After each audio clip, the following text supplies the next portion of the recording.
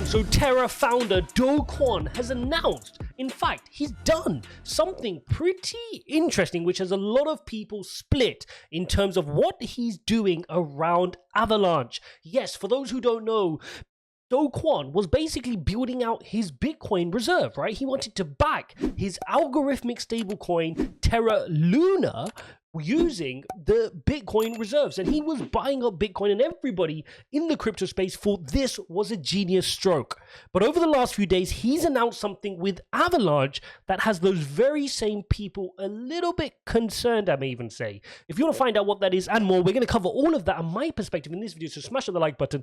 Don't forget to subscribe. If you appreciate my perspectives, consider joining our member live streams below.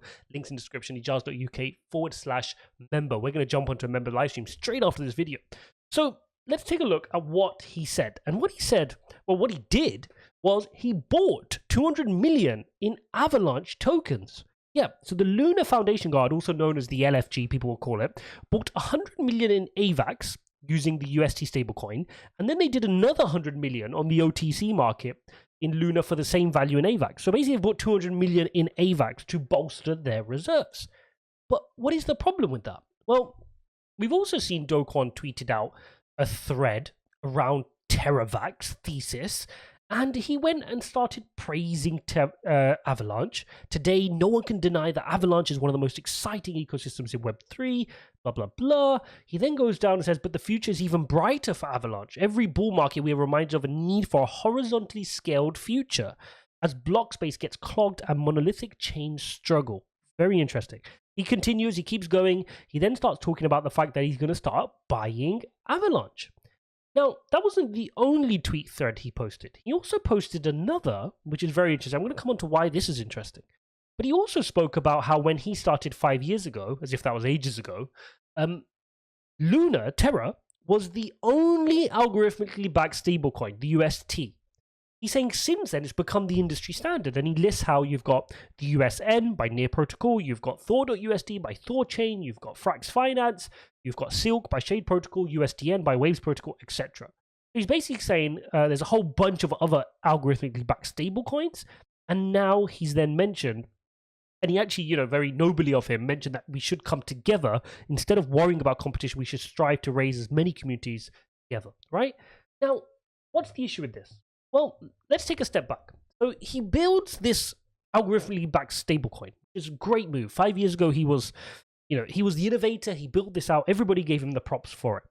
He then goes and recently decides to start backing that with BTC reserves. This is a great move. And rightly so, he got the credit. Kwon got the credit that he deserved in terms of that being a masterstroke to back that with the purest of assets in the crypto space, right? The biggest market cap project. But what he's done recently has kind of muddied the waters. To now say that the reserves are also going to have some Avalanche has got a lot of crypto industry experts a little bit worried. How can you now start to back your algorithmically backed stablecoin, UST, with a project, which is a great project? I hold some Avalanche. I'm not knocking Avalanche. But with a project that has a smaller market cap than your own project. To do it with Bitcoin makes complete sense. I'd even argue, okay, and I wouldn't like this by the way, but if you wanted to do some Ethereum, fine, it's still 10x the market cap of Terra Luna. But to do it with a blockchain that's beneath it, where does it stop? Does that mean he can then therefore go add some Algorand to his reserves? Could he add some Phantom to his reserves? What's going on here? Right? It starts to really muddle the waters of what assets he's using to back the stable coins. Now, this inherently adds a layer of risk, right? Like, let's use the example of UST, Tether. Now, one of the issues and controversy around Tether was the fact that they didn't have their audits in place to show that each Tether that was minted is backed by a US dollar. And that is the case. It's not backed by a US dollar in per se, right? It's not like there's exactly a dollar on their balance sheet for every every Tether USDT that's printed. And so what you do in fact see is that they have a whole bunch of other assets, some which they risk in high, pension funds or mutual funds or index funds, but they say the total value of that matches the total value of the US that's minted. Now that's an issue, right? And then you have USDC, which came out and said, we're going to do things slightly different. And they're a bit better because they're saying we have cash and cash equivalents. which is just a fancy way of saying we have stuff which is easy to liquidate, but it's still not 100% backed. It's not like if you're minting 100 USDC, they have exactly $100 in their pocket. They don't. They invest it in other things because everybody wants some yield. So that is why this starts to get concerning, because Kwon, if he starts bringing Avalanche in, he's using inferior products to back his reserve. It doesn't make sense. With Bitcoin, it made pure sense. But that got me thinking, maybe there's something else. Maybe there's more to the eye than we're seeing here. Maybe there's more to this announcement. I might be wrong, but it's just my blue skies thinking, and what I'm thinking out loud is that maybe Kwon is trying to form a partnership with Avalanche. Maybe there's a potential merger or long-term agreement that they're trying to form together, because let's face it, Terra Luna have the best algorithmically backed stablecoin. Avalanche don't. Avalanche have a good up-and-coming smart contract platform. Terra blockchain doesn't, right? So maybe this is Kwon's way to saying, hang on a second, we need to have the capabilities of a smart contract platform. We need to have the ability to scale, right? Horizontally and vertically. How do we do that? Maybe a merger with an up-and-coming layer 1 solution, something like Avalanche. It's very interesting what's going on here. I'm definitely going to keep an eye on it. Maybe that's one of the reasons why he's just agreed to buy 200 million in Avalanche as a tester, as an experiment to see how the relationship goes with Avalanche while they investigate a partnership. So definitely looking out to see if we hear more about this over the next few weeks. Now, interestingly, since the announcement, we can see Luna price is falling in line with the market. The market is falling and Luna is falling. For those of you who were watching my videos a couple of days ago, you will see we were sitting here at $120 and people were FOMOing in. And I made a specific video asking you guys to wait for the test at the trend line. And you not only have you got the price at the trend line at 97, 98, but you've even fallen lower than that. You're now picking up Terra Luna at 93.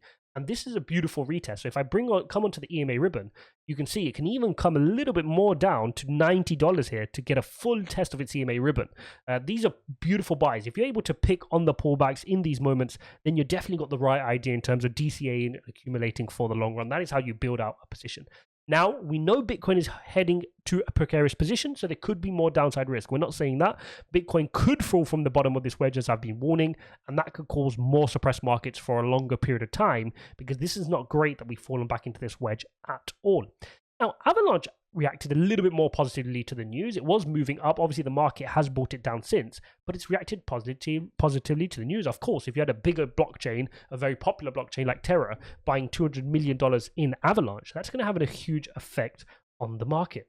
So there you go, guys. That is what I'm seeing in terms of Terra and Avalanche. What I think is going on. Definitely more to the eye, more than what meets the eye, right? Something's going on here that they've not quite announced. It just doesn't make sense for me why somebody as smart in the crypto space as Kwon would go from saying, I'm building a Bitcoin reserve, to now starting to pick up some Avalanche in the reserve. Just quite makes sense for me, because then will he buy some other smart contract platforms? Will he have like an altcoin portfolio of reserves? Like, where does he stop? Will he go to low cap? What's going on? And then the other route, which I was saying, is if he was trying to buy a smart contract platform, why did he not consider Phantom? I mean, if you look at the total value locked valuation you'd be paying, this is where things get really interesting. Someone as smart as Kwon, he knows this stuff, right? If you look here at Avalanche, they're commanding a 2 times, you're paying, the market cap is 2 times the total value locked, and they've got 10 billion total value locked. Okay, now if you look at Phantom, it says 6 billion locked, slightly less. We know it's flexed up to there, and it did before the whole Andre Cronje issue. You're paying 0.5 times. So pound for pound, you're paying 4 times more for Avalanche than you are for Phantom. So very interesting. So if there is a partnership, or they're looking to merge or buy Avalanche, then why would they have not considered a platform like Phantom? Anyway, we'll find out what's going on over the next few weeks, no doubt. Just thought I'd bring this to your attention. It's very interesting and definitely more than meets the eye. As always, if you like my perspectives, consider joining my course member live streams, links down below. If you want to watch my update from a technical perspective on where Luna is in more detail, watch my video from yesterday where I break down the patterns charts. Thanks for watching, guys. We'll see you.